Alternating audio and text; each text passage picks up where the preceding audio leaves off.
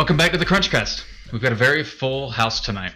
I myself, Chris Holden, and our very special guest, Brandon J. Bruce, character artist extraordinaire, John Henderson, a favorite regular, Austin ambassador, and we've got two new guests, Chris Conquinos. Coquinos, that's it.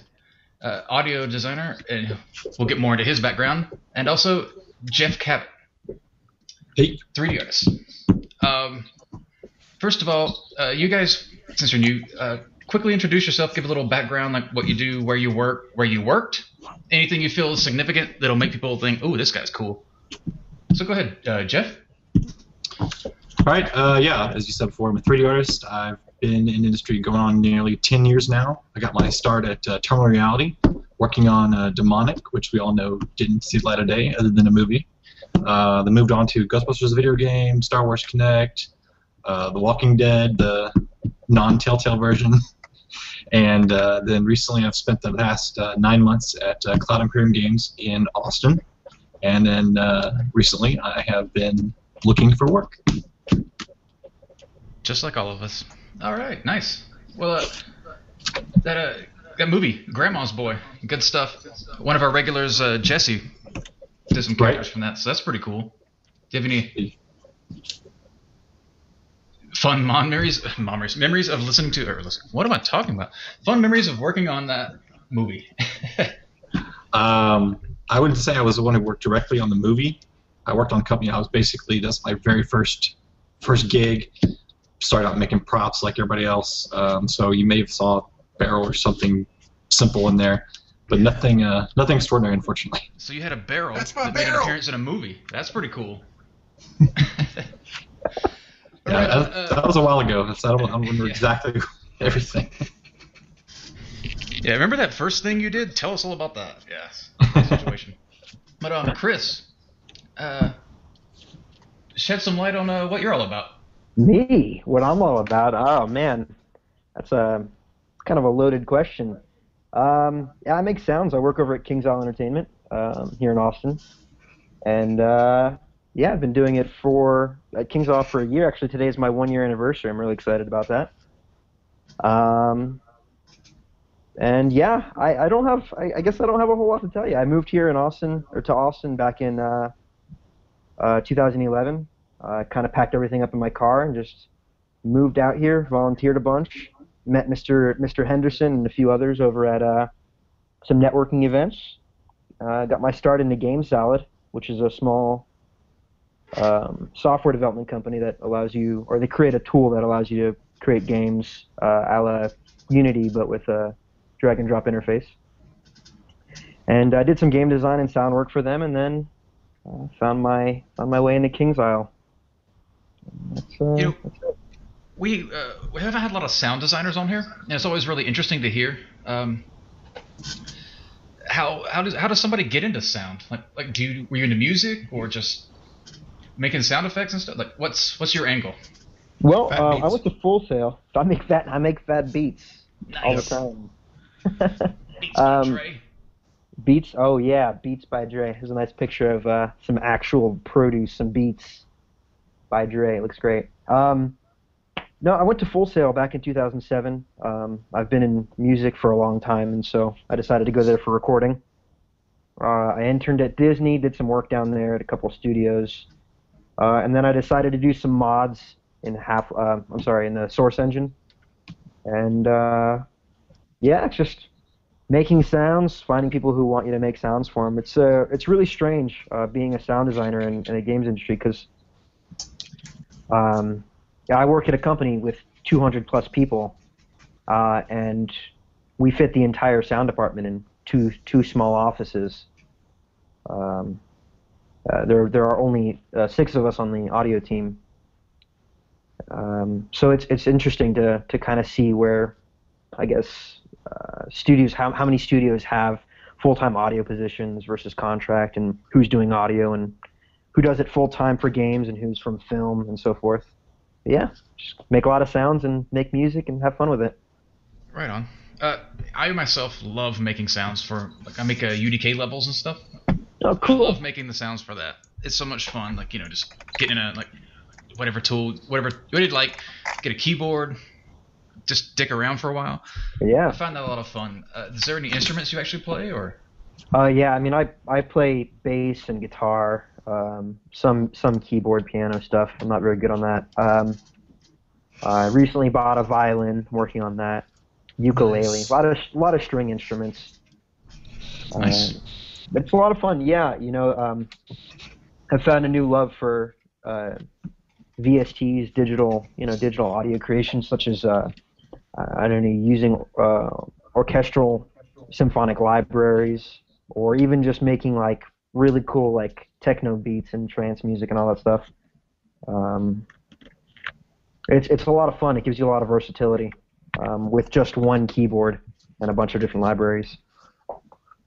I don't know if it's like a sound nerd thing, but when I first got into making sounds and audio for games, I've never done it professionally, but just for my own stuff. But when I got a keyboard, one of the first things I started doing was learning to play like classical music.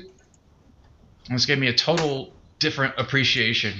Like I started looking at music differently. I'm like, oh, yeah. you learn these little technical things. And then you listen to music that's really technical that everybody hates. Just fall in love with it because it's so technical. It's beautiful. Yeah.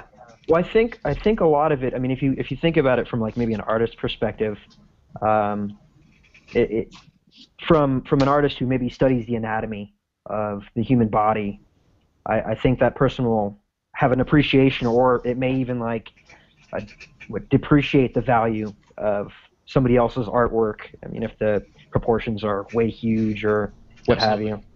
But I think just getting to know the bones, the structure, but behind the music itself is definitely a cool way to really learn more about it. I mean, you listen to it, you appreciate it. That's like 50% of it. But then to understand it and so forth, I think that's the other half of that pie. Awesome. Yeah, that is. Nothing makes me madder than seeing bad back anatomy on a character. That's funny. I thought of anatomy just because I actually have a anatomy book here. I'm learning how to draw, so That's a good book. Yeah. it's good. I like it. There's a lot of really great What book is that? poses. Strength Training Anatomy. Okay. Because some people just listen to the MP3s. Actually, most people just listen to the audio, so you always have to. Visuals kind of get weird. Yeah. But no, that parallel makes a lot of sense. The anatomy one. Cool. I'm glad I can make sense You sometimes. figured it out. I ramble, so. No, that's cool. One of the major topics that we've been running into here in the last week or so of games is these layoffs. And there's been just today was quite a shocking perspective here with the irrational shutting down. Yep. That was huge. What hasn't been said about that, and layoffs are kind of a perennial topic for CrunchCast, aren't they? We've had happen. We've had so many episodes just about layoffs. A really good one is surviving layoffs. If you haven't listened to that, that's a good listen. It basically just, save your money, kids. Yep. Save your money. Yeah. But it's so sad to see such a huge studio. A game, BioShock, the original, the first one, is one of my favorite games. I really like that game a lot. I just watched the speed run from the big speed demo marathon they had, 2014. Oh, thing of beauty. Wow. God, speedruns amaze me because I think that's an art in itself. It's a lot of like breaking down an entire game design, level structure, all that stuff. Oh, absolutely. I kind of look at it like, the original speedrun for me was Quake, with Quake done quick, and that evolved into the whole community. Because Quake was one of those first games that allowed you to record your demos into a little file that people could download and watch themselves in real time in the game. So it kind of defined the whole speedrunning. That's where all the rocket jumping videos came from then, yeah? That was a case of, here's something that's broke in our game. And now there's a whole community based on this brokenness of the game.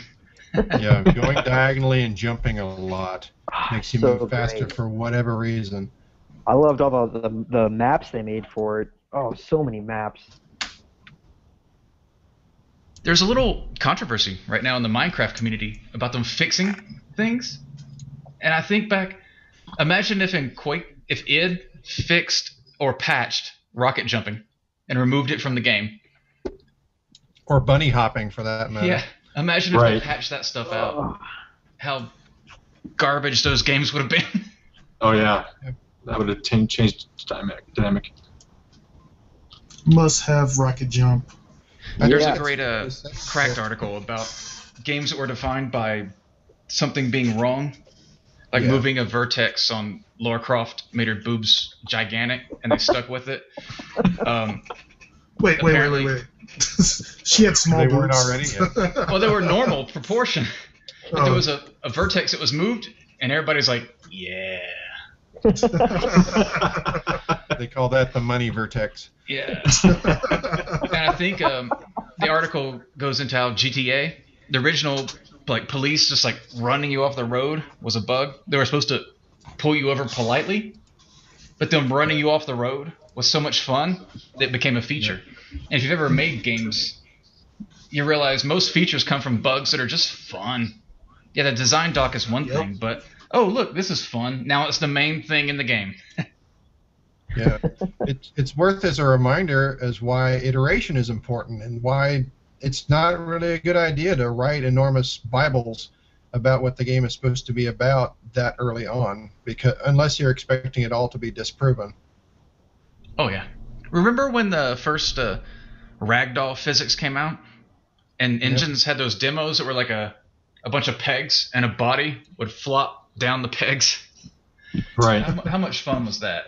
oh And what man. was the game like? Kick the guy down the stairs was some sort of physics game back in the day that got huge. That's just a result of some weirdness, but it's so much fun. Yeah, and honestly, that's the reminder that games are supposed to be fun. Seems to be something that a lot of game developers, especially the big deal games with a lot of following, it's easy to kind of lose track of. That you're supposed to create enjoyment. This is supposed to be entertainment. It's not just supposed to be grr or die and being angry at the thing you're supposed to kill on screen. Fantastic. Great point. Lightheartedness. That's why I love Skyrim. It's buggy as shit, but you can also spawn 1,000 wedges of cheese at the top of a mountain, Yeah, roll downhill. and you can find videos of that all over YouTube if you haven't ever seen them. Uh-oh, rolling cheese. Here we go. Must get the Gouda. But yeah, so these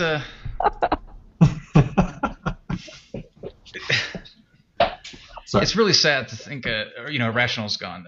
Obviously, Boston was it their only or one of their major AAA developers? They still have Turbine, which had some layoffs not less than a year ago.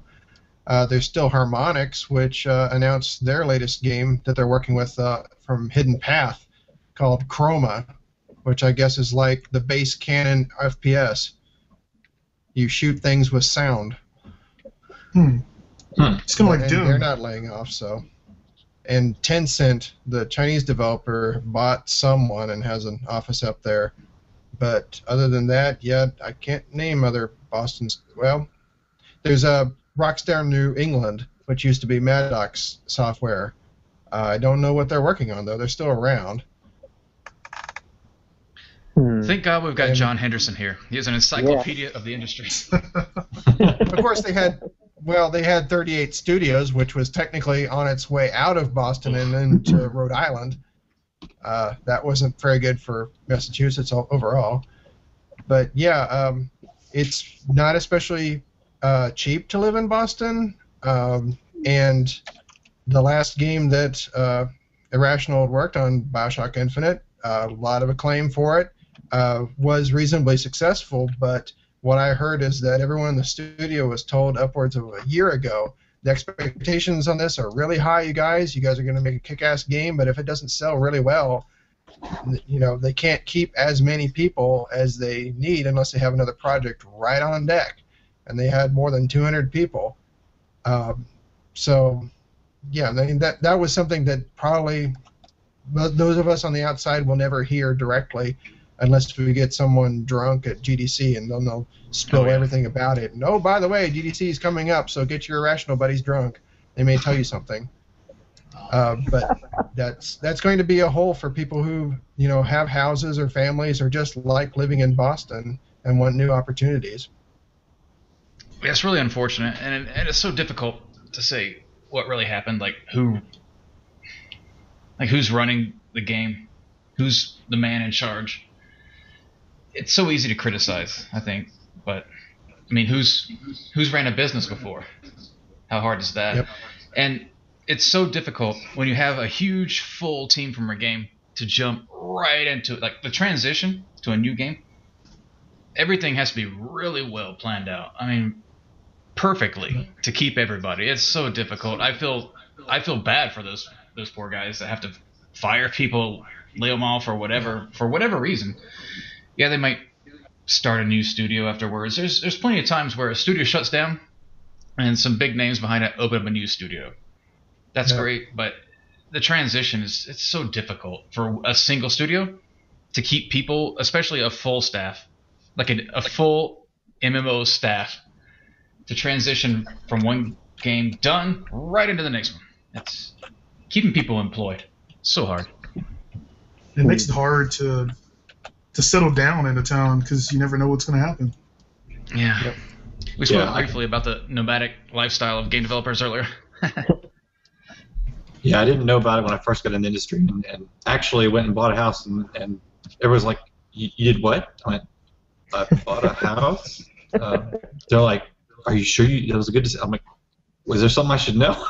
I learned later on. Wow. Yeah, I was at a company many years ago, and everybody bought a house, and the place shut down. It was pretty brutal. What did you have there, Brandon? I was going to say, I know a lot of people in the game industry that are renting out houses in other cities, so there's a lot of that going on. Well, I am in the process of being that guy and buying a house, my first house. We'll see how well that goes, but yeah, right. I'm kind of just to go back to what I was saying earlier, being one of 6 on an audio team in a company of 200. Kind of goes to say there's not very many audio jobs out there. So I guess if this is a disclaimer for the young crowd, just make sure, as they were saying, you save your money. Be clever about it. Yeah, I've been kind of blessed that most of my friends are way older than me. I mean, in their 50s and 60s. Oh, wow. And I learn from these people. And every one of them owns property where they want to live and plausibly rent property where they have to do some work. Like a lot of them their homes are in tropical parts, the nice, not drug cartel parts of Mexico. And it's genius. Yep. A few months of the year, you're down there just living in paradise. A few months of the year, you're back here in the States working. That's what they taught me. I got to get on that. Yeah, I guess we looked out. Go ahead. Oh, okay. I had 2 thoughts on this whole business lately, and one of them is going to be kind of a challenge, especially those of you who are somewhat experienced in the game industry thereof, is that especially if you work for a large publisher-backed studio, you get this thing called severance. You get time spent paid for not working because the studio's closed or because you got laid off. I've relayed that to some of my friends who aren't in the game industry, and their reaction has been, I wish I got paid for 3 months for not doing work. Now, I mean, it just isn't fun, especially when you've devoted your heart and soul and your health and everything else and your mental acuity to some one project, only to get dumped off on it. Especially when you ship it, especially when you did everything you were supposed to do, and you got accolades for it, but it's still sorry. But I think Irrational is the best question that anyone should ask these days is, why do studios like Irrational, as it was when it closed, exist? Why does it happen at all? And I know this is something that the other John, who's regular to CrunchCast, John Jones, brings up, is the studio system, as it has existed for at least the past 15 years, it's in the process of changing quite a bit, mostly driven by small projects, mostly driven by what you call indies. You also call them small scope. Teams that are less than 10, making a game that can measure their success in tens of thousands of units sold as opposed to millions. That's one of the big drivers. That's a future we can believe in. But another example would be the movie system, which has been this way for decades. Movies are not as vertically integrated as Irrational was. The movies were not, a movie project does not employ, or the studio that is putting out a major blockbuster didn't employ everyone under one roof. Production companies come together. They have like a regular producer and a director who are like the general contractors. The movie gets made, and everyone goes away back to their other jobs, and they don't get laid off per se. The project just ends. So I guess a lot of people might question, why isn't the game industry like that yet? Well, it's not like a switch you can flip. It's not going to happen overnight. And Kokinos is cracking me up because he looked at something funny, and I don't even know what it is. Oh, Lord. Yeah, Never mind. The movie industry is also unionized. Yep. So they have like the Writers Guild, where if you have any kind of writing credits, you have to be in the guild. You have to like pay. I don't know anything about it, so I'm not gonna say any more. But like all the guys that work like setting things up and stuff, there's a big union behind all that, and there's nothing like that in the game industry. And I don't promote it or demote it in any way. I don't know the value or devalue either way, but yeah, I've worked with a lot of people that went through a hard layoff and tried to do some legal stuff, and I just stepped back. I'm like, guys, I'm not involved. Don't worry about this. You'll be fine down the road. But if you do cause a big stink, you might not get employed again ever. Yeah, you definitely want to make it as graceful as an exit as possible. Yeah, that's rule number 1, don't burn bridges. Oh, yeah. True that. Last job I was laid off from, I messaged as many people as I could from there and told them it was great to work with you. Hope to see you again. And that's just clever. That's what you do. Same here. It's money in the bank to have someone remember you fondly and to be able to say, I would have worked with him again. Agreed. I had a guy the other night, a couple nights ago. It was kind of annoying, but he used to work for me at a few places back, and he felt like he was kind of a jerk, and he basically just sent me the whole like rigmarole of Facebook messages saying, oh man, you were right the whole time, I should have been nicer, blah blah blah. I'm like, don't worry about it.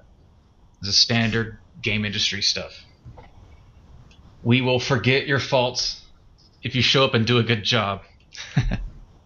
Yeah. But odor is the easiest sense to remember. So if you stunk, if you had bad body odor or didn't brush your teeth, they will remember that. But especially if you had to share an office with that guy. That is a segue if I've ever heard one. Yeah. Oh no, we've had whole episodes just about hygiene. We have covered this many times. Hygiene in the game industry is brutal. Yeah, it's pretty bad. Most people are still kids, and they never got that talk when you hit puberty that your body changes and you start growing hair in other places.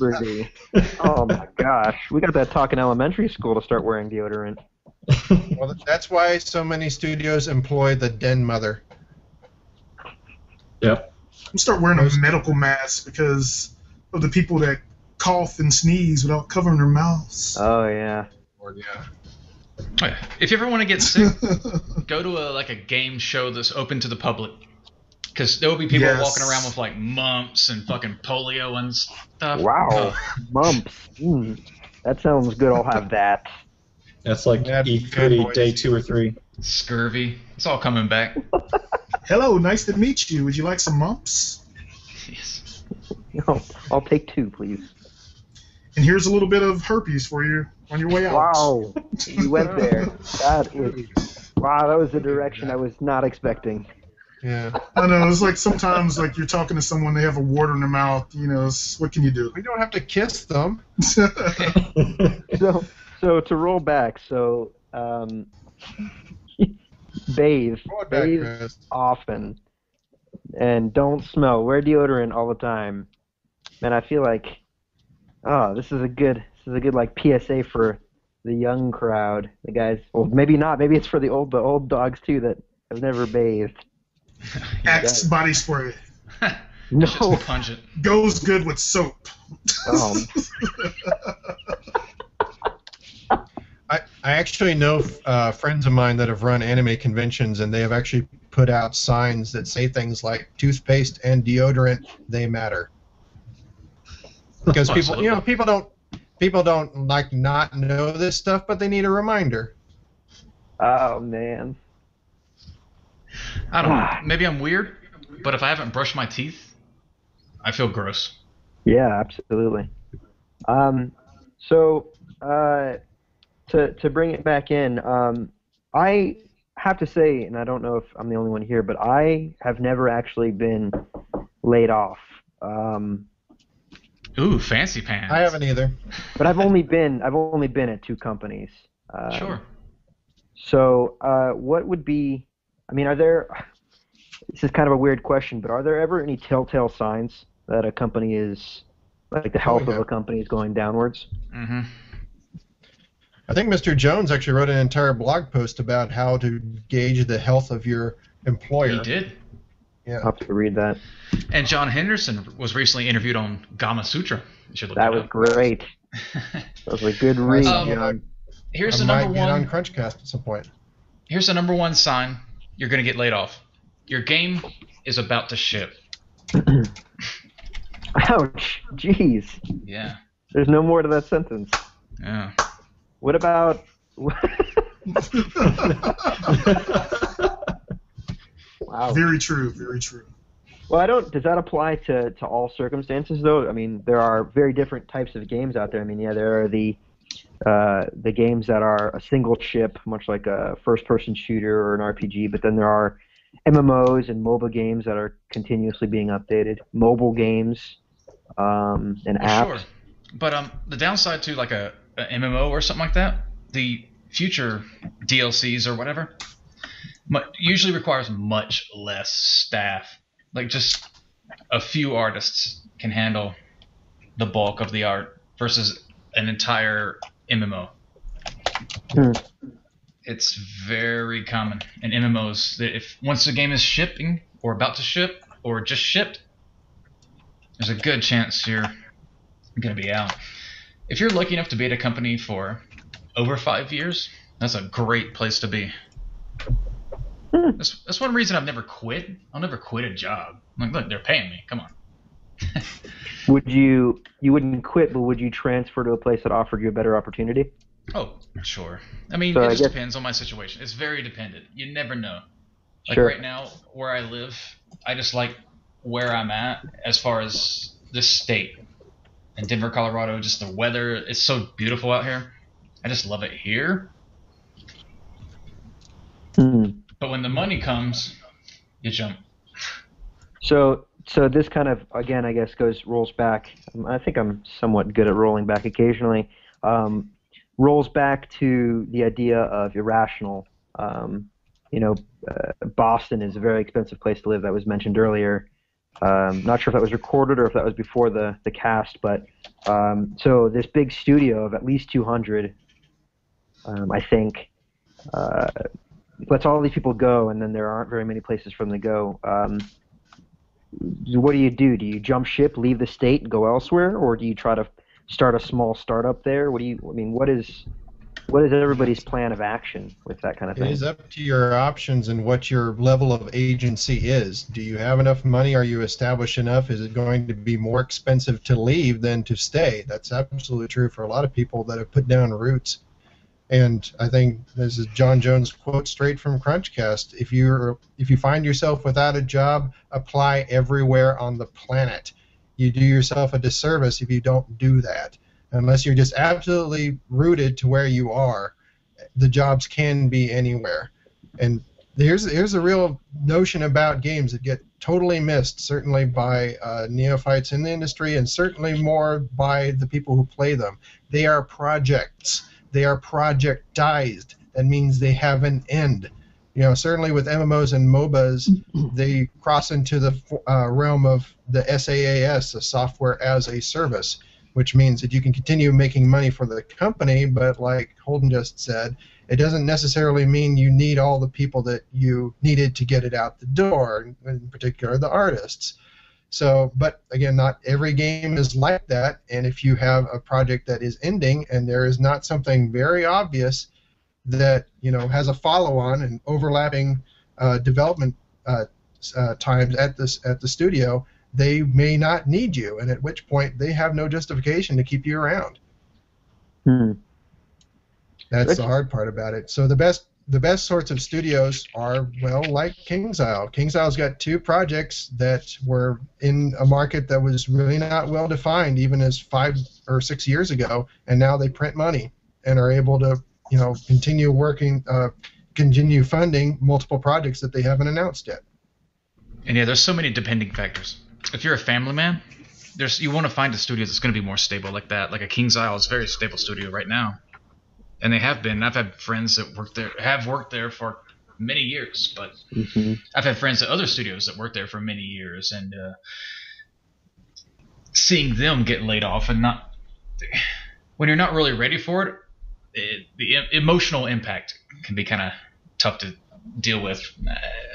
I've just had it so many times, and I'm a single guy. I can move wherever. Everything's fine for me. I save my money. I know what's going to happen. I've been safe, but if you're in a financial situation where it's just not working out for you, you got to jump fast. You got to go somewhere quick, and maybe you end up at the wrong place. But if you can find one of these studios that is more family oriented, then that's the right place for you, and that's the whole depending factor. Like that's not necessarily an appeal for me, but I do like it. I don't want to be laid off, as most don't, but at the same time, I can survive it more than some others might. So, Jeff, earlier you were saying something about you had gotten lucky. I don't know if that was relevant to this particular part. When we were talking about buying a house, was that kind of relevant to what we're kind of talking about right now? Yes. Basically, I got very lucky that when we moved, I was like, well, you know, with the way I've seen the industry change over the past couple of years with the layoffs and studio closures, I said, hey, let's not put all the profits down on this new house. Let's put some of that in the bank just in case. And 9 months later, just in case came true, and it's because of that we're okay for a little while. But I'm working at getting somewhere else now. But yeah, I mean, very few people I knew in the industry have been actually buying houses, and now it's like a lot of people are renting, and if they had a house, they're renting it out to somebody else in the meantime until things get better. So it's kind of catch-22. Yes, you're investing in yourself. Yes, you have a chance to have money down the road, but there's no guarantees in almost any industry these days. So would it be safe to say, from all of you guys, your experiences, that studio closures or layoffs are inevitable at most of these at game studios? Is this like the impending doom just it's like a to be determined? You don't want to be too pessimistic about it, but at the same time, you have to be realistic and understand that things like your portfolio should be updated regularly. Quarterly. Sure. Yeah, very. You have to be prepared. Again, you have to save enough money that just in case you've got X amount of time saved up in funds that you can pay whatever rent or bills, whatever you need to pay for. You just need to be prepared.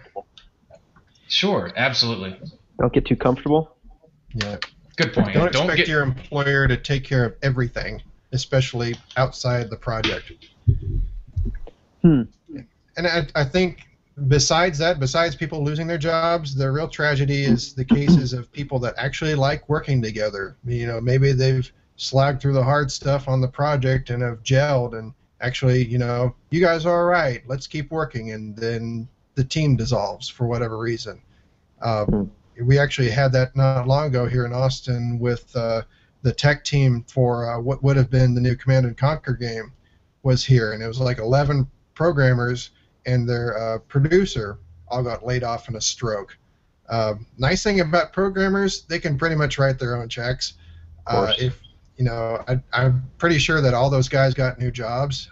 One of them I know in particular, he went back to work at a place he'd worked before here in Austin called Aspire Media, which has been around for like 15 years. Actually longer than that. I can't remember when they got started, but their bread and butter is to get ports to Macintosh. They would get licenses to port it, and sometimes they port it to PC as well. It was a console title, but that's not especially sexy work. I mean, I don't know exactly what he's doing, but it's stable, and that's kind of what he was looking for at that time. So you want to think about how long studios last. Most studios don't last longer than 2 games. They really don't. I mean, certainly now with smaller projects and the lower overhead, some of the guys that are making big bucks on Steam or on iTunes, you know, their teams have fewer than 15 people, and they have overlapping project schedules, and they just crank and crank and crank and get out more than 1 game a year. You know, especially if it's, you know, significantly different titles aimed at different audiences. If they're that versatile, they can continue working and continue employing those people if there's the work to be done. But ultimately, it requires something the game industry has not typically had, which is decent management, who understands the market, who understands the talent in place, and who understands the amount of money and time available, you know, in this point in history. You know, the wheel will continue to turn, certainly, but I think the perspective I got to use earlier this year was talking about how the film industry, we did talk about how they're unionized, but there's one really important part that isn't, which is their special effects departments. And we had 2 major studios out of LA, Rhythm and Hues, and what was the other one? Digital Domain. Yeah, Rhythm and Hues had been around since 1987 and employed like 1,000 people. You know, name a game studio like that. There isn't one. You know, their publishers have been around that long. There are not studios that have been around that long. And, you know, they're not technically closed. They found a new owner at the last minute. But, you know, game industry is certainly not unique in that regard. And it all has to do with projectized creation of a product that once it's done, you better have another project, or you better be looking for other work. So you did say programmers can print their money, and that's definitely like a true statement. Brandon, I know you're an artist. After BioWare, the stuff that happened a couple years ago, what was it like for you to kind of jump back on the train? It was definitely very frantic. I was always looking for a job. Luckily, I've been working on my portfolio while working at BioWare, so I was able to find work pretty soon. But if I hadn't been, it would have been kind of crazy. And I know that Jeff, you've been working on your portfolio recently, and you're also an artist. I mean, what would you have to say as far as, like, from an artist perspective of being in between, you know, job A and job B? I would definitely say, I mean, beyond the obvious of working on portfolio, and it's been mentioned in other CrunchCasts, getting out, Chris and John just mentioned this the other day about just getting out, getting your stuff out there on websites like, you know, Polycount, getting out to the game industry, beer nights, and meeting people. And that's what I've been trying to do lately as well. And I've met a lot of great people down here in Austin, and picked up a couple leads. So it's been really something, you know, like I said, quoting Chris and John, getting out of your comfort zone, getting out there, and that's something I had to break myself up, and I'm working on as well as working on getting the portfolio updated. It's definitely two things you must do. You're welcome. Yeah, networking. Yes, and thank you to John. John hooked me up with all the info on a bunch of meetups. That's the thing. Networking is almost more important than the portfolio, because I can tell you, like, most of the jobs that I've gotten in games and in film have been from getting to know somebody at one of the community meetings. Oh, absolutely. And letting them know that, like, hey, I can do characters, or I can do environments every now and then, or something else. But you definitely need to get out and meet people. Go out and drink a beer. Have a beer with somebody at the beer night. If you can have a beer with somebody, Oh, you could yeah. probably hang out with them. That's the big deal, is the networking and why it's so big. Exactly. It's like, this guy, maybe he's not as good as this other guy, but that guy's kind of an asshole. This Yeah. dude, he was cool as shit. I met him the other night, and that's the exact quotes from meetings saying, who do we hire? I don't know. I hung out with that guy. He was pretty cool. That's I I say all the time, the game industry worries more about crazy than lack of talent. Mhm. Everyone's dealt with people that are just completely, you can't work with them at all. But another way of saying what Brandon just said, it's not just what you know, it's who you know. Absolutely. Muy importante. It's interesting. It's interesting because we work in an industry, and this is not a knock on anybody. I find myself being one of these as well. But we work in an industry full of introverts, right? People who don't really like to go out and communicate with other people. So it kind of gives those of us who do go out and network an upper hand. And that's nice, especially when you live in a city like Austin, where we have so many organized meetups that John usually manages to throw together. So it's nice. It definitely is a very important thing to get out there and network with people. Yeah, sometimes you have to fight yourself. Like you said about introverts, I feel like I'm a bit of an introvert. Like, there's a lot of situations where if I see there's certain people around that I just like, something's weird about that guy's body language or something, I'll distance myself. But I still force myself to get out there and like try to get out as much as possible. Because if you're like me, kids, you're sitting in front of a computer all day, 3D in it, and talking to nobody except for these guys when we do the show. So what I like to do is just try to get out, find things that you like. Like, if you like a certain music, find when bands are coming to town. Go to those shows and talk to people. Anything you do to kind of break these habits of just bebeing by yourself, I guess. There definitely needs to be a little bit of balance, because you gotta like be as an artist, I'm always wanting to work on my portfolio. I'm always trying to get better. I'm always worried that I might be looking for a job in the next 3 weeks. But yeah, you definitely need to get out. If you have friends, hang out with your friends, your family, go meet people. Find a significant other. So you can make some babies. Pass on your game making genes. On a note of balance, there was just a quote that I saw come up the other day. Is a guy who visited just a senior citizen's home, and the one thing he asked them, or rather the one thing he had never heard them say, was, "I wish I would have worked more." So definitely count that balance as something important. I do think like I try to spend some time during the week diversifying and enhancing my portfolio. But like when Thursday night, Friday night rolls around and John's like, "Hey, we're having a game dev beer night," got to put that paperwork down, get out there. Yep. Got to make it happen. That's been my experience, and I think most people that are somewhat introverted, I've never actually met a pure extrovert. I don't know if I would really relate to that person very well, because you can just imagine that kind of person just feeding off the energy like a vampire of the people that are just around them and just being in the moment. Yeah, not really.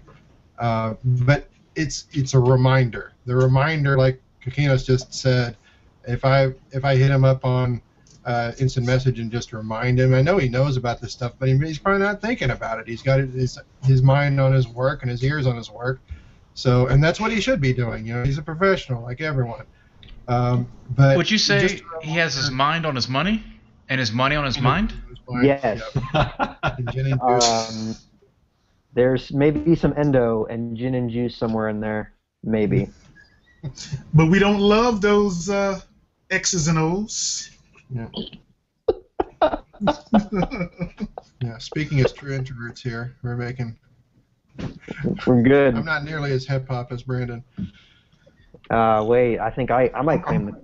I don't know. I think I'll give that to you, man. I'm faking the funk. Yeah, And a monster I like it. Oh, But you man. do have to force yourself if there's no one there to tell you that this stuff is important. And it's nice that I'm able to remind so many people. It's like, hey, this is there. Take advantage of it. But what brings me down is the stories I hear from people. It's usually from their coworkers. They're like, I just can't get people to come out. They all have excuses. Well, of course they have excuses. Introverts will always just stack up their excuses for not doing something. And you have to have an answer for all this stuff lined up. Otherwise, they'll just talk themselves out of it. Well, It's like, look, dude, I'm not making money off of this. This is just something that ought to define who you are as someone who lives here in Austin or wherever you live. You know, don't make it harder for me. yeah, I find more often than not, a lot of the folks that I've invited to come out are usually the ones that are like, oh, I can't, my family is this, and they need me to there to do that, or what have you. And But well, if you got a family, that needs to be your highest priority. You know, Sure. raise your kid right so he's not stealing my shit later. Yeah, if you got kids, I can get that. But what? I've worked with so many guys that just like they can't go out. They have nothing going on. They work and then they go home. Right. And I'd say, hey, this is coming up. This is coming. I always tell people about events locally and stuff. I'm like, hey, this is happening. This is happening. Let's go. And they just can't go out. And I've worked with people for more than a year, and they confided in me and said, I haven't been out anywhere since I've been here. And I'm like, what the fuck, dude? That's on you. like go outside every now and again. Jesus. Am I supposed to put you in a chokehold and drag you to the car? Come on. You can Google Maps and see parks around you. I mean, it might actually improve your attitude overall. It might spill into your work. You might do better work because you're You happier. get a little color in your skin. Yeah. The world isn't so damn gray. Ugh. But yeah, Yeah, people are people, and you're not going to change them too much. One thing that I have been pushing quite a bit with beer nights is offer to carpool. Offer to drive people there. They don't have to drive themselves. They don't have to worry about getting lost or parking. You say, look, I'll drive you home. Of course, if you do that, you're pretty much setting yourself up not to drink very much. But if it actually gets people out, take one for the team. Do they have those party buses down there in Austin? Oh, Like a yeah. van? Yeah. A service you can hire? Everybody gets on, they go somewhere, then they go back. We have drunk taxi. A lot of the taxis actually are subsidized that way. Well, you can also get on the bus itself and drink, I believe, Yeah. and party. Maybe have a few gatherings where it's a fundraiser, so everybody's nicer and they donate, and you take that money and you get one of those buses for a future event. Holy shit! Charter and It's a fun razor. I see what you did there. It's good. So did we? I know we had come into this discussion with some ideals on what we wanted to hit, and irrational was a big point. Did we cover everything we wanted to talk about there? I know there's some stuff we talked about beforehand. there's a lot of about stuff it. that's fun to talk about. I mean, there's so many different angles to it, but I think it's already been said. There's so much we don't know. Sure. And we could speculate about it. Ken Levine has somewhat of a checkered history amongst all the people that have ever worked for him, but a lot of people have worked for him, and he has run a studio continuously for 17 years. Can you imagine doing the same thing for 17 years? I can't. Yeah.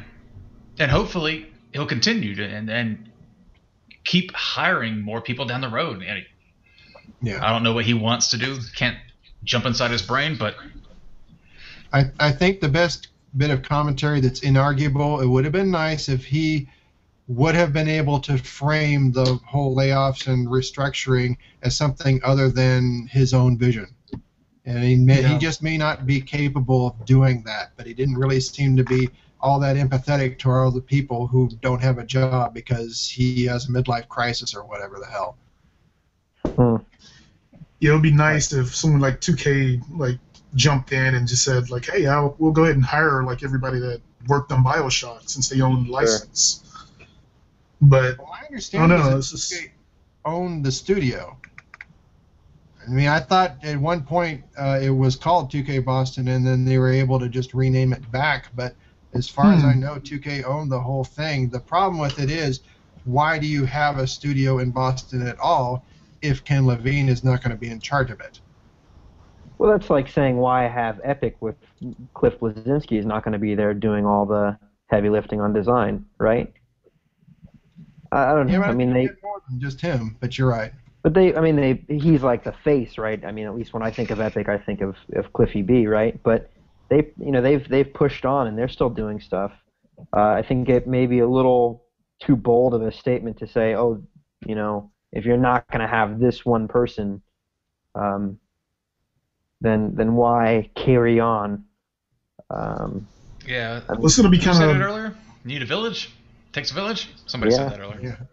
It's going to be kind of interesting to see like what's going to happen with Epic and id now that Jen Carmack's not at id and Cliffy B's not at Epic. You have two companies that have been founded on really kick butt games and technology, and two of their biggest leaders and spearheads are gone. So well, I would argue that the UDK and Unreal Kit was a programming job, and Cliffy B was not the programmer in that case. So I think the people that are still working for Unreal are probably going to be able to make that product work. But let me give you another example from all the way at the other end of the continent.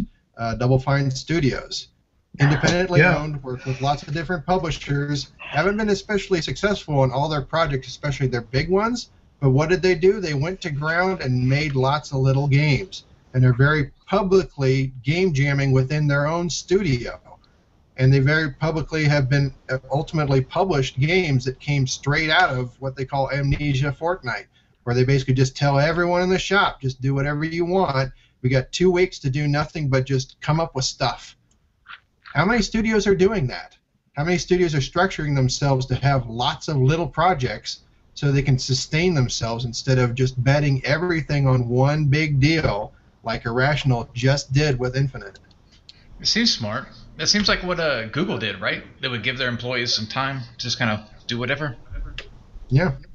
Well, actually, it was the Australian company, whatever it was, the guys who made Confluence. Atlassian? What's that? Is that Atlassian? The guys who do Jira as well? They were the first ones that very publicly did that, and actually Confluence came straight out of one of those days where you just worked on whatever you want. You end up creating some pretty cool projects. Yeah. And more importantly, the people like working on them. They have some ownership other than just saying, this is your task, you must. Yeah, we had something like that at Game Salad where they were trying to give us like, I want to say it was like a single day, like a Friday, a couple of hours on like a half of a Friday every week or every other week or something like that to jot down some ideas for games or for tool features and so on. And it's clever because it gives you that ownership. It's nice. But I don't know. I mean, I would love to have that regularly, like once a week to do stuff like that. But what do you think about like the high ups thinking about that for productivity? I mean, productivity is working on the project at hand, right? Yep. So, and there are cases I can cite where there was one really big project and then a couple little projects on the side, and the big project had to get out no matter what. So the little projects, the ones that had a lot fewer people invested in it, but the people who were working on those projects really liked it, and then they had this big wad of suck that everyone knew how to get done, and so it's like, sorry guys, we need your help. We need to shove this out the door, and the little project died. That happens quite a bit in a large studio, so it definitely puts the onus on the entire management structure to build the studio around those ideas. Because you don't have infinite resources. You only have so many people, and more importantly, you still have to keep everyone on tasks. And if if some of them need to be commercial projects, then you better be able to sell them. Sure. Yeah, I have been at studios that had something like a strike team, like a very small team, maybe 2-4 people, and they would just constantly during the major game development just come up with little alphas or just design docs. They were just constantly churning game ideas. Seems clever. Seems like an idea, but yeah, that studio also shut down after a few layoffs. So it doesn't guarantee anything. You just have a bunch of ideas, but if none of those stick, where are you at? But I mean, think if you're only spending a minute amount of time, like literally 2 hours on a Friday every other week, I don't really think you're losing out on too much. Somebody said they dropped a statistic on me today, and I don't know how true it is, but what is it, like after 30 hours throughout the work week, you lose productivity? I guess that's true. So that's absolutely true. That's like 100 years of labor law. The 8-hour workday, that's not like a minimum. The idea is that you're not really working that long. If you're in the office for 8 hours, you may actually be doing 5 hours of productivity. But more importantly, if you force them to work longer than 8 hours a day for an extended period, they start creating work because they start breaking things and creating more work for someone else. And I mean, that's been true since widgets and the assembly line. Why isn't it considered true for creative work? And why shouldn't it be? Because really, it's all knowledge work. You're all just sitting at computers trying to make your brain work the whole time. And if it stops, doesn't it have something to do with maybe you're overworked? Maybe you need to sleep or think about something else for a while. True story.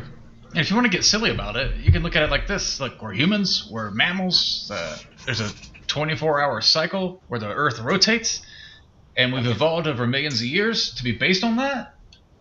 And the sun coming up and going down, you've only got so many hours. I mean, honestly, if you look at human evolution, you've only got so many hours before the brain just stops.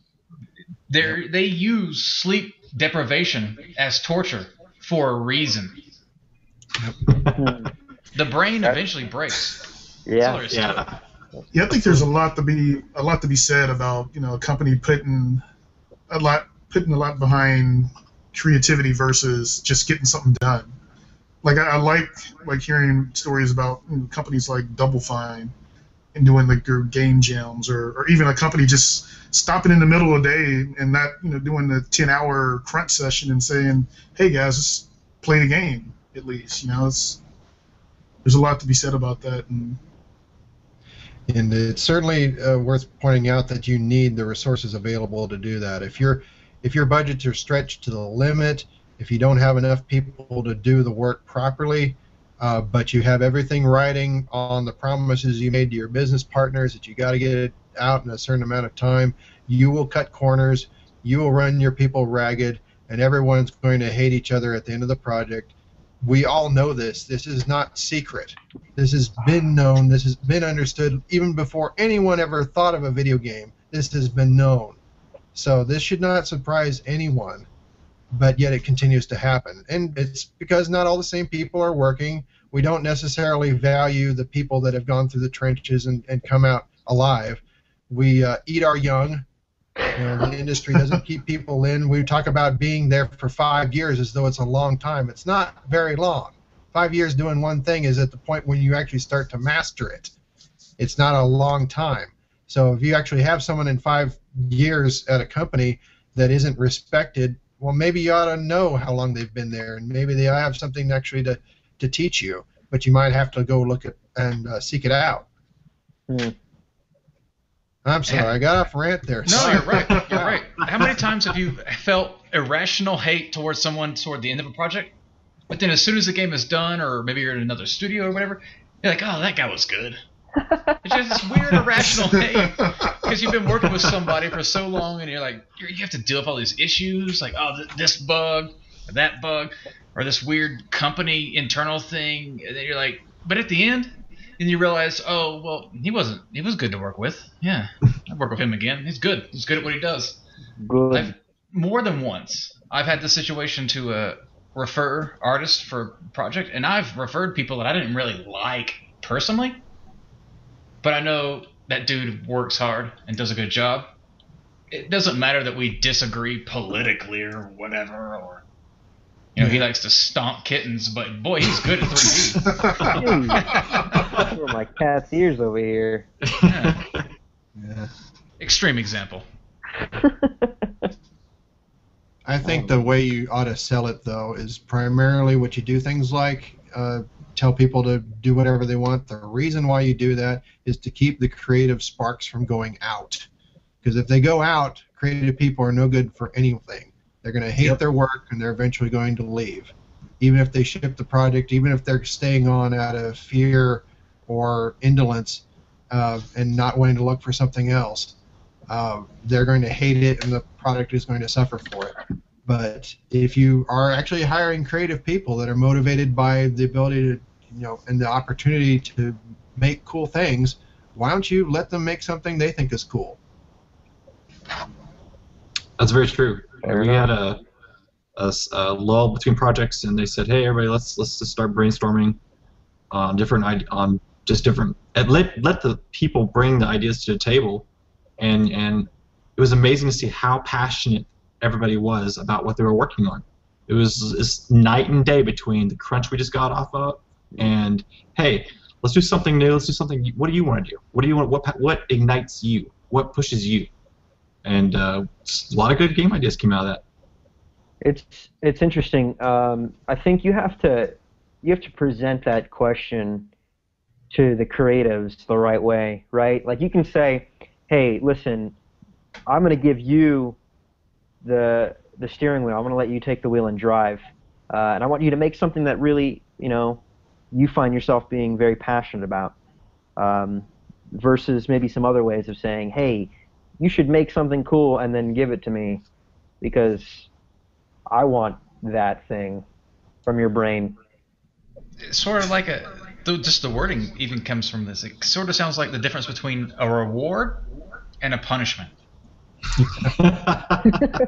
There's definitely going to be some politicking involved. There's definitely going to be some office culture involved, and the message will have to be controlled very carefully. But I think depending on who you've got in the mix, certainly the people in charge can set the tenor of any initiative, and that ought to be one of them.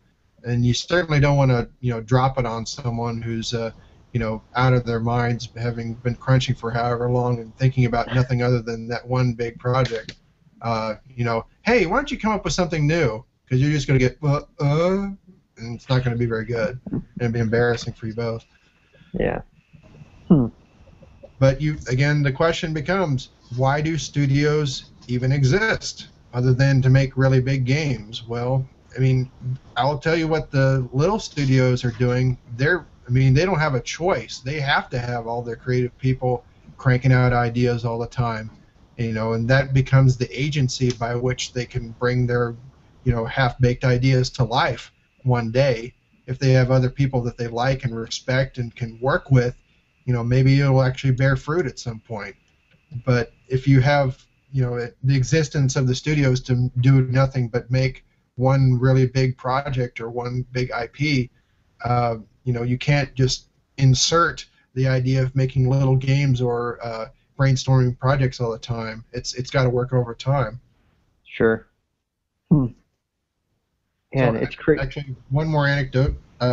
Media Molecule out in UK actually saw this at Oegos Rancheros. They actually talked about this. It's a indie art gallery show that happens here in Austin first Thursday of the month. And they talked about how they did in-house game jams, and they wanted to involve everyone, including the people who weren't quote-unquote game developers. They include all the operations people and stuff.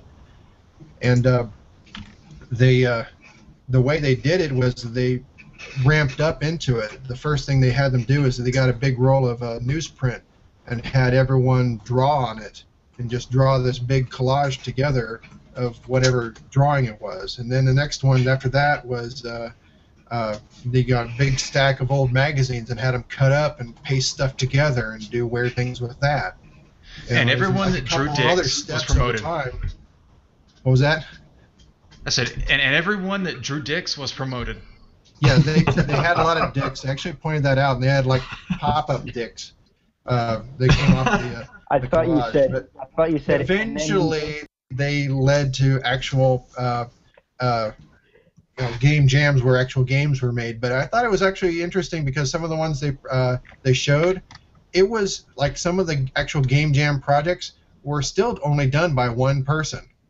You know, there are some people who are able to pull together some little project that they just really wanted to do all by themselves, which is really strange because, again, they work at a studio, and this was all working towards, doing a game jam, and you still had like 2 or 3 people that worked solo. You know, they went off into a room somewhere and locked themselves in, and later on they had some weird interactive gallery piece that they finished.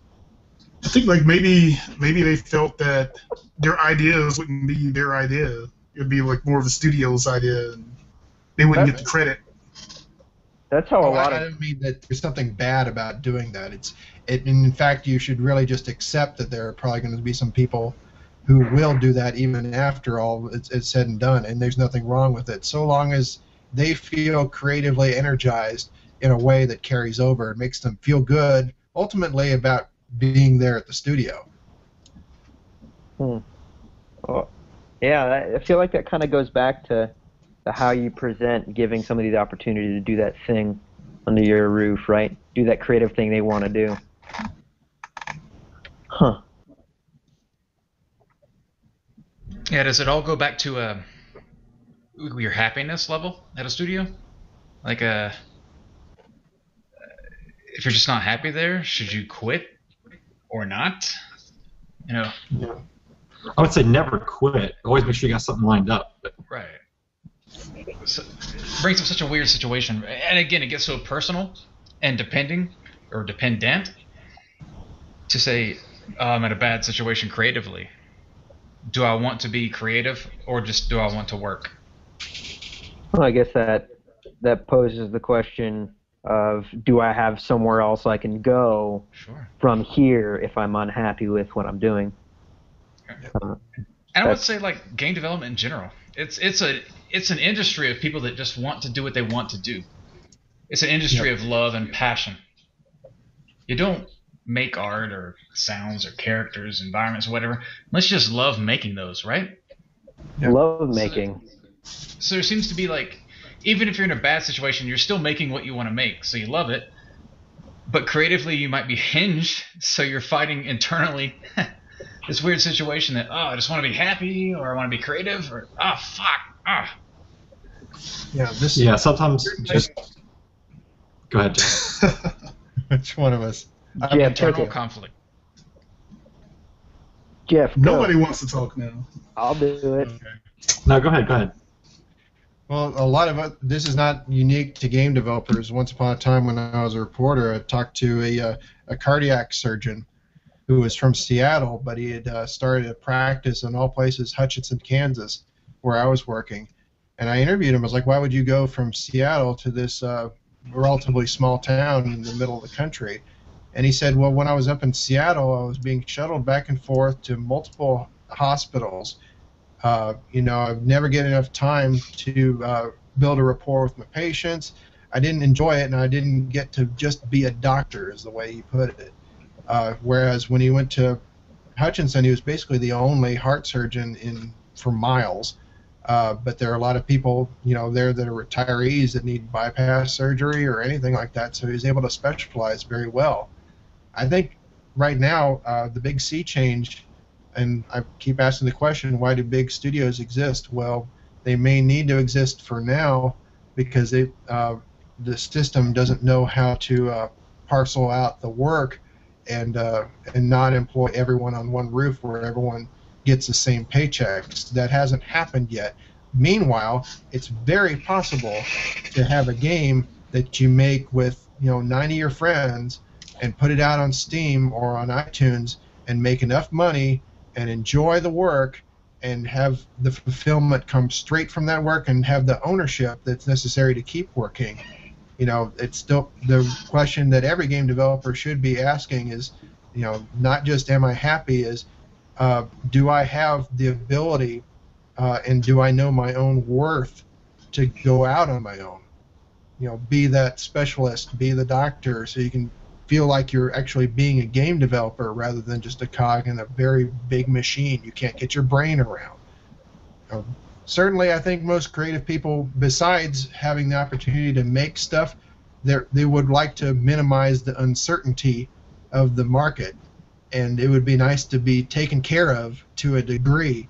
But I think everyone, certainly all of you who are experienced, that's not a guarantee, and that can wear on you sometimes. So the next thing that we haven't really found out is how do you strike out on your own and not completely fall flat on your face even if you have a good idea. That's a great point. Onto the fact of the big fish, small pond kind of concept, right? Would you look at it like that? In the sense that...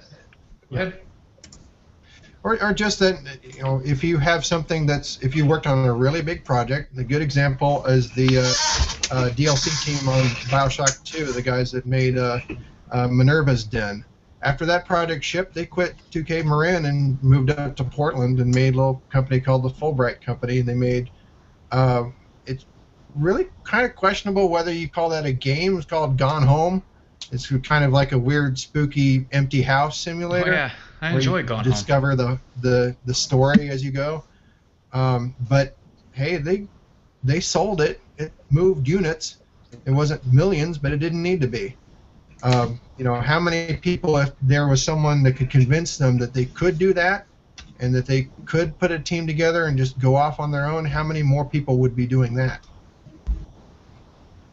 A whole lot. Yeah. I think there's something really powerful about that. Some people just are able to tell themselves, the guy that Brandon's working for right now, he's only very recently started off his own company. At some point, he just realized that's the thing he needed to do. There's, God bless him, because that is a way forward that I think needs to happen more often. But I think it's only going to happen when we talk about not just the failures and the disappointments like Irrational, but the successes, but when things go right. And that definitely doesn't happen often enough. By God. If you can make a game that people want to buy, you make that game. Yep. And I'm really happy to see games expand. I like hardcore games, like first-person shooters and kicking ass. Yeah, scoring the achievements and stuff. But I also love seeing a game like a game like Gone Home is purely storytelling. You can beat Gone Home in 48 seconds. You just go in the house and spoiler, the end. Okay, good. Don't spoil it. But there's no point in that. It's a storytelling game, like a Dear Esther. I love Dear Esther. It was just a storytelling game. There was no shooting, no action, no nothing. You just pressed W to the end. What? But I am so happy to see that open up. More types of games, more games getting to more people. If you can find your niche, I think that's so more important than making a big blockbuster game. This game is huge, AAA studio, fucking we're the man, Call of Duty, yeah. So, Yep. so when I think about a large studio such as Irrational, since that's the only metric that I can come up with off the top of my head, cat, is the thing that comes to mind is 200 employees. Now, say each of those employees are like, hey, let's start a 15-man team, much like Ken Levine chose, right? So now you have several groups of people who want to create a bunch of indie games. Don't you think that, I don't know, I don't know how to word this, but the boom of the indie scene will no longer make it indie, and it'll then become this overcrowded pond that somebody had used earlier. I'm not sure if that question makes sense, but I think what I'm getting at is if everybody went from making big blockbuster games to developing smaller titles, where do we go from there? What happens to the blockbuster games, and what happens to all those indie developers who wanted to stay relevant? I understand exactly what you said, and I think the answer is word of mouth. like old school radio. Radio only got over through word of mouth. You can't advertise radio besides people actually listening. Now today's, because of the internet, the radio's kind of dead. But that was the old school example. It took time. And there's projects, a lot of indie projects out there, especially with, thank God, Steam Greenlight is bringing so many projects to light that no one even knew about before. And things are becoming, real games. Yep. That's the thing of beauty. It's the word of mouth, I think, really is the thing. Like, marketing is great. You can project, we put these billboards up and ran these commercials, and so we're going to get this many users. That's fine. But word of mouth and good customer service. You got a game that's fun, and the more people play it, the more they like it, and the more bugs that come out, and the way you react towards the community and fix those and make everything right, that seems to be the formula. Anybody else? Understanding your market and understanding your community, that's probably one thing that's an unserved need right now, is that the people making the games know something about who's going to think it's fun and why do they think it's fun, and how do you cater to that and still meet everything that you know you can do and want to be able to do. I don't think what you're saying, Kukinos, about, I don't think in the movie scene even now that it's possible to sell an indie movie. I mean, the Miramax and Kevin Smith's eras and Quentin Tarantino's pretty much proved that it's possible, or at least at one point in time, to make the movie that you want on a budget and still make make all the money back and pay for everything. But not everyone's gone to make little scrubby movies. You still have the Hollywood blockbusters in the summer, but then there are lots of other there's video on demand. There's Netflix is now a place where you can watch TV. That was not something thought of 5 years ago. Forget it. So it's not that media goes away, and I would argue, Chris, radio hasn't gone away, and no media ever has gone away. Someone pointed out, it's repositioned. We still have chiseled stone tablets in our culture. We just use them to mark graves. They haven't gone away, though. It's just about finding what position you can and what you can do with the materials you have at hand, and understanding that you still got to pay the bills. So again, none of this is any different than it's ever been. It's just a matter of scale and the management means that you have to run your railroad. At least that's the way I see it. In less Me Too games. Seems fair enough. Just to clarify, my radio analogy was just for youngsters that don't know what AM FM means. Right. I mean, they might know what AM PM means, but or Spotify. I don't know if they know what AM PM actually means. Yeah. Yeah. But it's all changed now. Like everything's gone online. Like a lot of radio has gone satellite, so it doesn't have the FCC.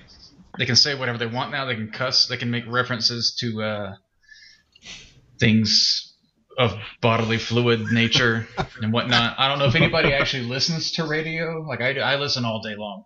But yeah. I love my podcasts. Hells yeah. Yeah, Do you guys have any favorite podcasts besides the CrunchCast? Well, yeah, the Ice-T podcast. That's a great one. Keith and the Girl. Joe Rogan. JRE. Yep.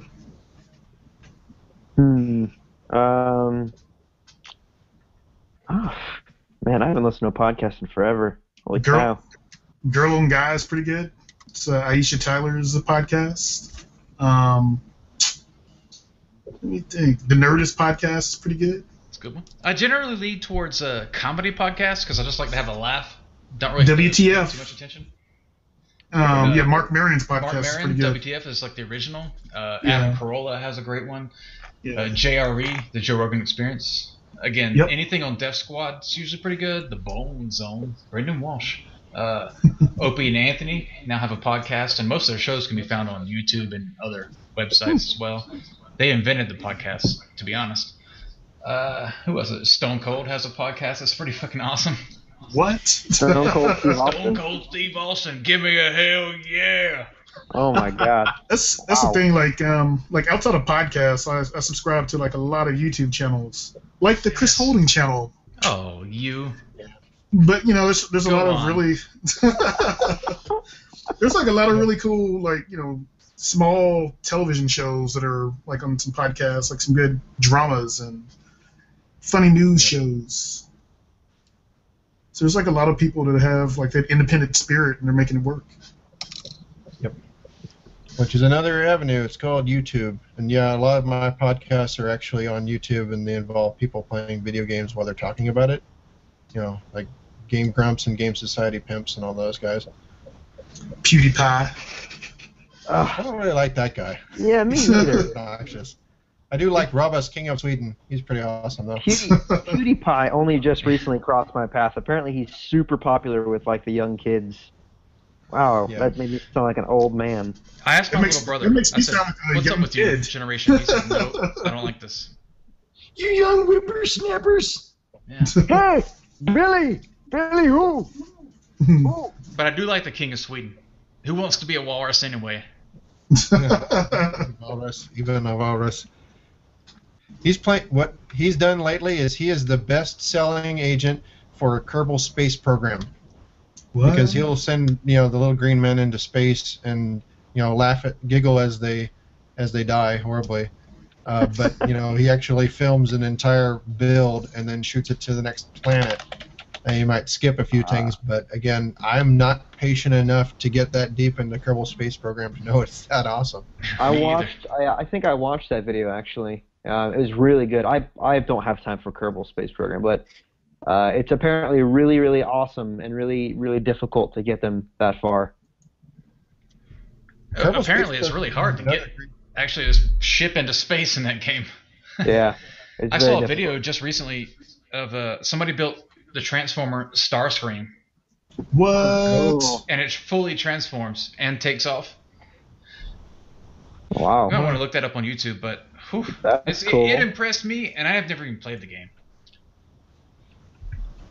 But my favorite Kerbal Space Program video is not a Robust video, but it was Space Jam, and it has like that old Quad City DJs song. And they made an enormous Space basketball Jam. hoop, and they had like saw that, yeah. a ball the size of like an asteroid, and they just slam it into the hoop. Explode. It's So awesome. many space disasters in that video. Good video. That's Yeah, awesome. good watch. But Kerbal Space Program is another great story. That's out of Mexico City. And it was like one guy that worked for some tech firm that was not a game company, and he convinced them that he needed to make a Unity game on their dole, and they spun off this little studio called Squad, and they're the Kerbal Space Program company.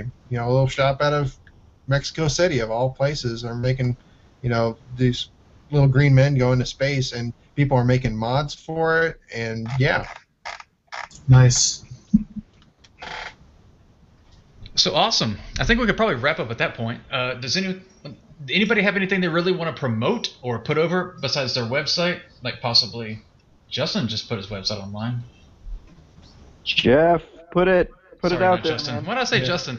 I looked over at your name, and your name is just one I got one. instead of Jeff, so I read it as Justin. Oh, Sorry yeah. about that. just one cam. That's an old inside joke. There's only one. There's only one. No, you saying go ahead and pimp the portfolio, or Share with them. it's just No, I was it's just saying my name. anything as the show wraps up. anything you want to promote as a guest, feel free to promote. Okay, well, thank you. Yeah, I am looking for work. www.jeffcabot.com for art samples. 3D artist, hard surface artist, environment artist, generalist, whatever you need. Check out his website. It's awesome. God. That will Blurry be in the Brandon description is link. blurry. Go ahead. I said blurry Brandon is blurry. It freaked me out. I'm just moving really fast, guys. Yeah, he does. He's really The quick. Flash. Everybody's moving in slow motion, baby. I'm very surprised that this podcast ended on such a high note. We were thinking about like it's a big studio closure or whatever, but I did want to point out how this week, tomorrow, we're doing another beer night this week, but tomorrow night I'm actually going to a funeral visitation of a guy named Clay Towery, who had been in the game industry in Austin in the support side at Origin years ago, and then at Wolfpack Studios where he'd worked on Shadowbane.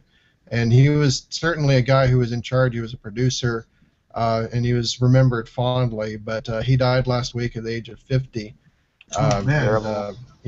I'm actually going to have a sign-in book for anyone who remembered him. But I think it's worth it to, the game industry is old enough such that people can be remembered. Where none of us are getting any younger. So the people that you appreciate, let them know, because one of these days, this life will prove to you that you are in fact mortal. Wow.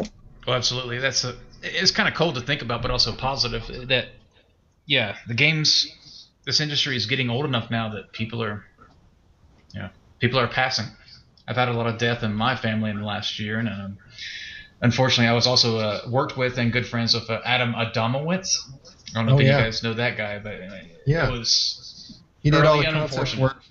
He did all the concept work for the guns and stuff for Fallout 3. He was a great guy. Oh, yeah. It's an unfortunate reality that we're gonna have to deal with even more and more. Yeah. So after studio closures, there's death. Shit. Wow. So much to look forward to. Fuck. Jeez. I thought Thanks, John. everything was gonna get good. I thought we were totally on that high note. Yeah. Ooh, Right. nice job, us. Way to go, us. At least we know what to look forward to. Layoffs and then death. Yes. Realism, damn Death it! and taxes. We Well, won't right on. suffer. If nobody has anything else, we can wrap this up. All right. Lots of fun, you guys. All right. Yeah. Yeah. Thanks, Chris. Say that last name again. It's Coquinos. Chris Coquinos and Jeff Cavett. Not related to Dick Cavett. Thanks for joining us for the first time. Yeah, Thanks for listening. Yes. Thank you. Till Peace next out, time. homies. Yeah. All right. Walgreens chicken wings. That's it.